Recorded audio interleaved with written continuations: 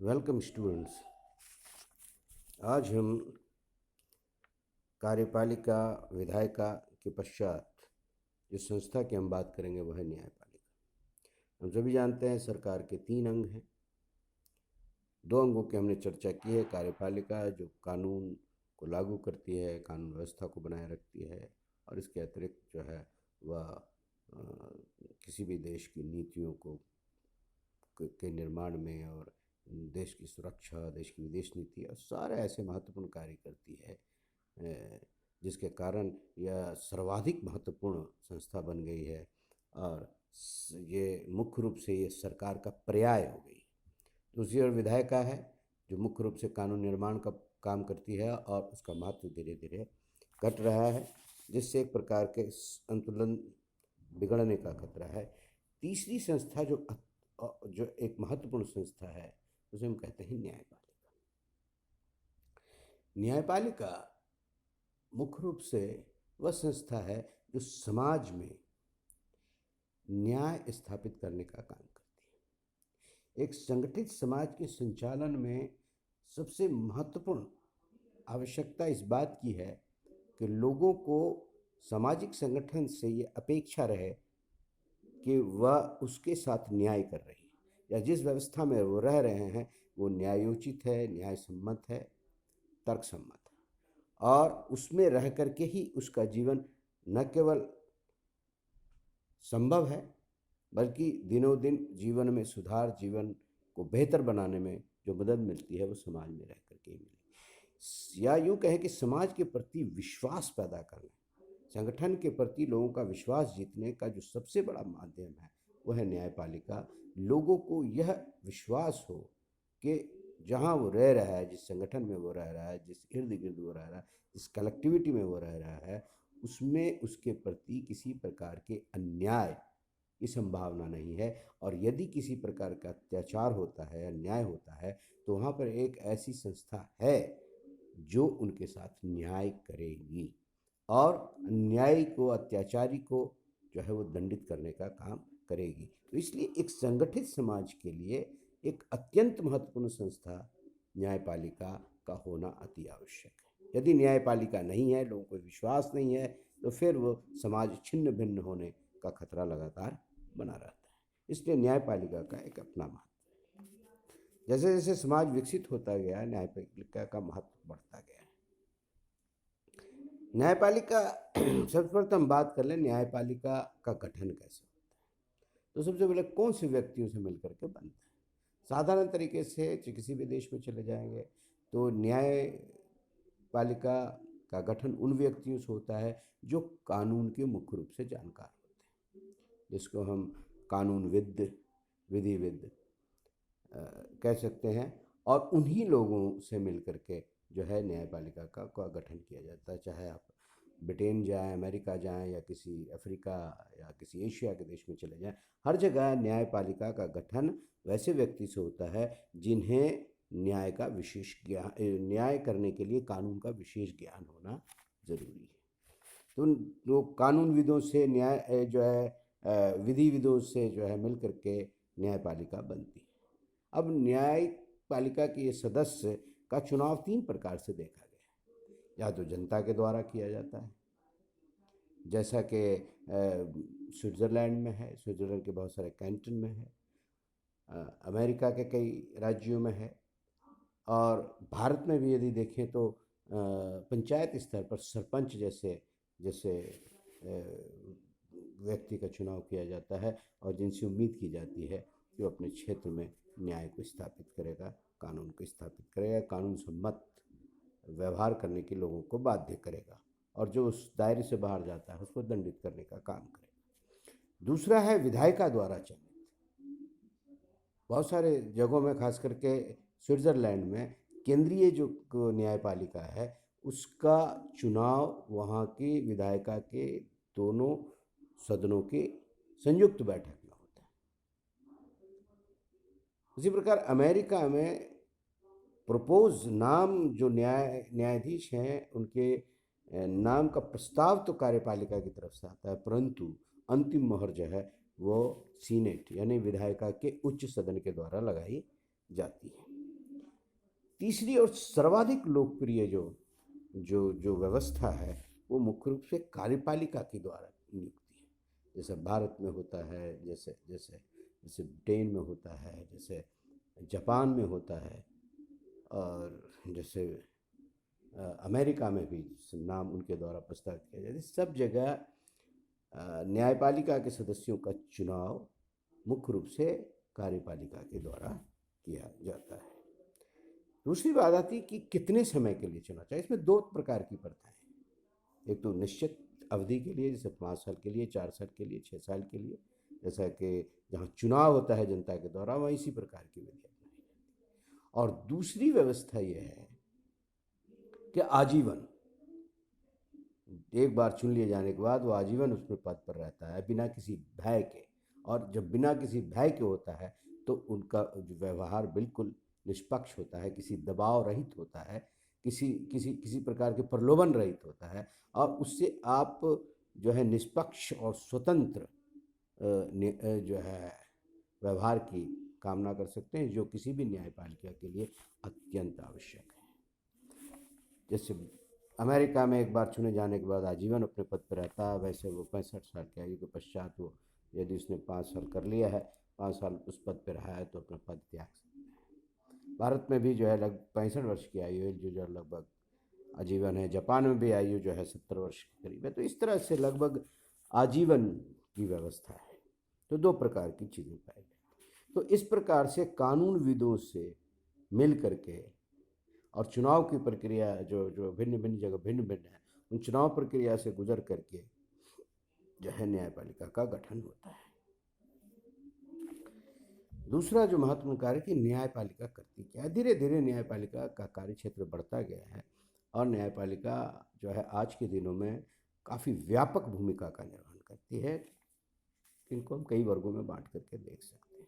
सबसे पहला काम तो है वो न्यायिक कार्य को अंजाम देती है। न्यायिक कार्य का मतलब क्या है, जो है किस जहाँ कहीं भी जाएंगे, संविधान के माध्यम से नागरिकों के अधिकारों को घोषित किया गया है। नागरिकों का व्यवहार मुख्य रूप से कानून सम्मत होना चाहिए, कानून के द्वारा वो नियंत्रित है, कानून के द्वारा वो संचालित है। यदि कोई व्यक्ति कानून का उल्लंघन करता है तो कानून के उल्लंघन की मात्रा में उसके लिए जो है दंड निर्धारित किया गया है। अब कौन व्यक्ति किस समय कानून का कितना उल्लंघन कर पाया है और उसको किस मैग्नीट्यूड में, किस मात्रा में उसको दंडित किया जा सकता है, किया जाना चाहिए, ये कार्य मुख्य रूप से न्यायपालिका। कोई भी नागरिक यदि वह कानून का अतिक्रमण करता है, कानून के विरुद्ध आचरण करता है, व्यवहार करता है, तो उसके संदर्भ में न्याय करने का और उसे दोषी पाए जाने पर दंडित करने का और दंड की मात्रा निर्धारित करने का, ये सभी कार्य जो है वो मुख्य रूप से न्यायपालिका का। यही जो है किसी भी शासन व्यवस्था का आधार है और संगठित समाज की नींव है। यदि ये नींव की संस्था यदि निष्पक्ष होकर के, भय से मुक्त होकर के कार्य कर रही है, समाज के प्रति निष्ठा रखते हुए कार्य कर रही है, राष्ट्र के प्रति निष्ठावान होकर कार्य कर रही है, तो निश्चित रूप से समाज निरंतर प्रगति के पथ पर अग्रसर होता है। दूसरा कार्य होता है कानून की व्याख्या करना। देश में, किसी भी देश में दो प्रकार के मुख्य रूप से कानून पाए जाते हैं। एक संविधान होता है जो पहले से लिखित है और वो सर्वोच्च कानून है।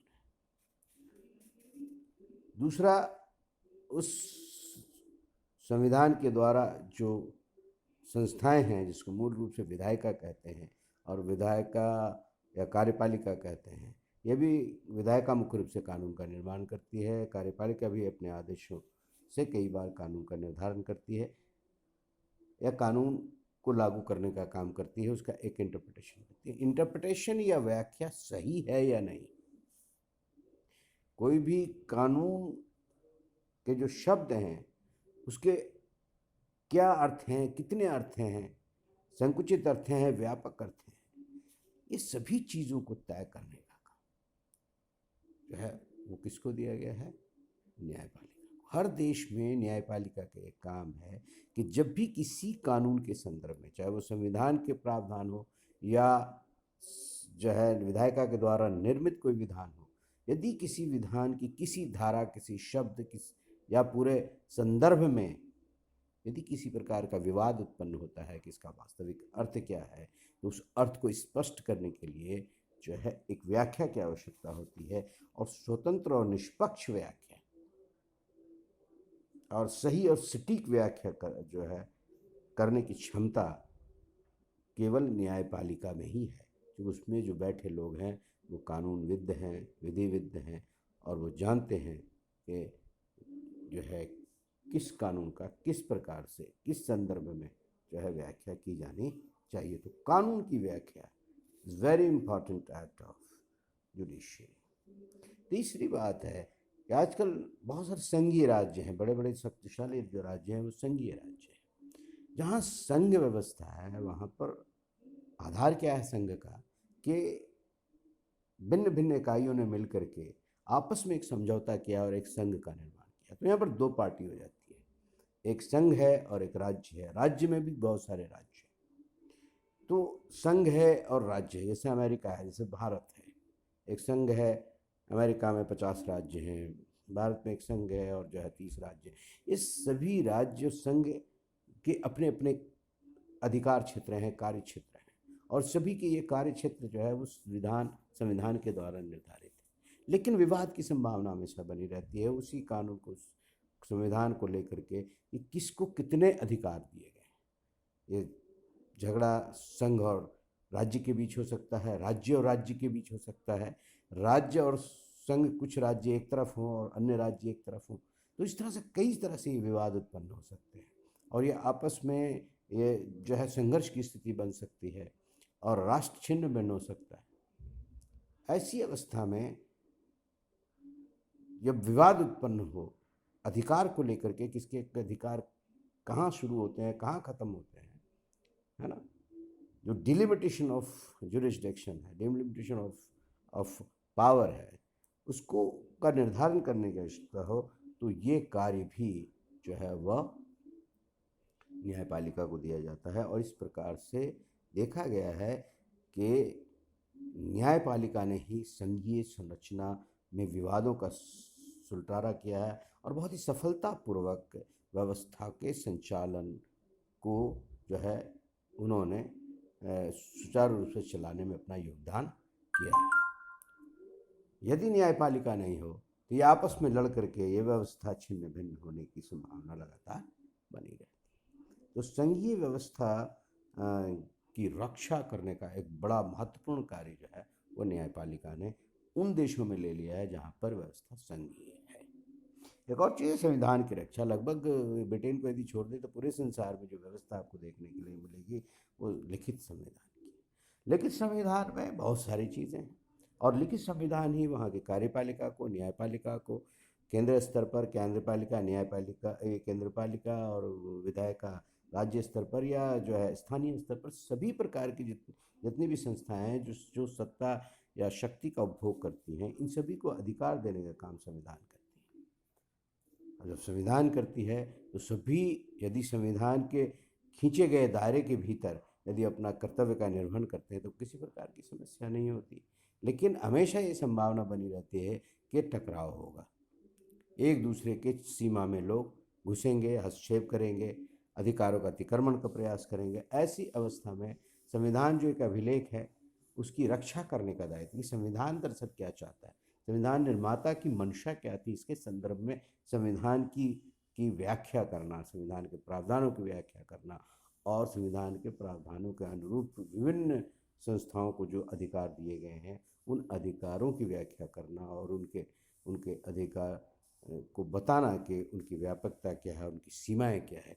ये सभी कार्य करते हुए वो संविधान की रक्षा करता है, और ये एक महत्वपूर्ण दायित्व के रूप में न्यायपालिका के पास आ गया है आधुनिक काल में, जहाँ न्यायपालिका को स्वतंत्र और निष्पक्ष एंटिटी होने के कारण जो है ये अधिकार मिले। एक महत्वपूर्ण चीज़ है नागरिक अधिकारों की रक्षा। एग्जाम्पल के तौर पर लें हम भारत का संविधान, जिस अध्याय 3 हमारे पास है, जिसमें नागरिकों के मौलिक अधिकारों की घोषणा की गई है। घोषणा से पहले ही जो है उन्होंने उन स्रोतों के बारे में बताया है संविधान में जहाँ से इन अधिकारों को खतरा उत्पन्न हो सकता है, इन अधिकारों पर आक्रमण की संभावना है। और सब्सिक्वेंट आर्टिकल में ये बताया है कि उसको उसको उसको बचाने के लिए जो है वो न्यायपालिका को ये दायित्व दिया गया है, और आगे जो है संविधान के प्रावधानों में किन तरीक़ों से वो उसका बचाव करेगी उसकी भी व्यवस्था की गई। तो नागरिकों के अधिकारों को जो घोषित किया जाता है संविधान के माध्यम से, जो राज्य के दूसरे राज्य पर निर्भर नहीं है या राज्य के उन अंगों पर निर्भर नहीं है जहाँ से इसको खतरा है, जैसे कार्यपालिका और विधायिका। ये अधिकार दरअसल कार्यपालिका और विधायिका के विरुद्ध ही दिए गए हैं। ये अधिकार मनुष्य को मनुष्य होने के कारण दिए गए हैं, चूँकि इसकी स्वीकार्यता समाज के स्तर पर स्थापित हुई है और पूरे संसार में लोगों ने जो है सहमति प्रदान की है कि मनुष्य को कुछ अधिकार तो मिलने ही चाहिए और वो किसी पर निर्भर नहीं होना चाहिए। ऐसे अधिकार ही मौलिक अधिकार कहलाते हैं, और इन मौलिक अधिकारों को मुख्य रूप से खतरा कार्यपालिका और विधायिका जैसी संस्थाओं से रहता है। इसलिए इनसे रक्षा करने के लिए, इनके आक्रमण से रक्षा करने के लिए, इनके हस्तक्षेप से रक्षा करने के लिए, और दूसरी ओर इन अधिकारों को नागरिकों को उपलब्ध कराने के लिए जो दायित्व है वो मुख्य रूप से लगभग सभी प्रजातांत्रिक देशों में ये दायित्व न्यायपालिका को दिया गया है। तो इस प्रकार से न्यायपालिका के पास अत्यंत महत्वपूर्ण जो है वो जिम्मेदारियां जो है दी गई हैं। एक और जो है कार्य है वो है परामर्शदात्री कार्य, परामर्श देने का काम। जैसे भारत जैसे देशों में सुप्रीम कोर्ट को ये अधिकृत किया गया है कि यदि राष्ट्राध्यक्ष को ये महसूस होता है कि कोई ऐसा विषय उत्पन्न हो गया है जिस पर कानूनी सलाह न्यायपालिका से ली जानी चाहिए, तो वह वैसा रिक्वेस्ट, वैसा आग्रह जो है न्यायपालिका से करता है, और न्यायपालिका उस संदर्भ में परामर्श दे भी सकती है और नहीं भी दे सकती है, उसकी इच्छा पर आधारित है, लेकिन परामर्श देने का काम भी वो कर सकती है इस समय। इसके अलावा जो है न्यायपालिका जो है वो एक कानून निर्माण वाली, जो उसके जो निर्णय हैं वो एक कानून की तरह ही मान्य होते हैं। तो ये जो न्यायपालिका है वो कानून का भी निर्माण करती है, क्योंकि उसकी व्याख्या जो है वो अंतिम है। कई संदर्भों जैसे अमेरिका में न्याय पुनरावलोकन के अधिकार जो है उसकी व्याख्या अंतिम है, उस पर किसी प्रकार से अंकुश नहीं है। इस प्रकार के काम भी, इसके अलावा जो है वो आंतरिक प्रशासनिक कार्यों को भी अंजाम देता है और अपने दायित्वों का निर्वहन करता है। तो इस प्रकार से आप देखेंगे कि कितने व्यापक दायित्व, अधिकार, उत्तरदायित्व जो है वो न्यायपालिका के पास है, जिसका वो निर्वहन करता है। आज की क्लास में इतना ही।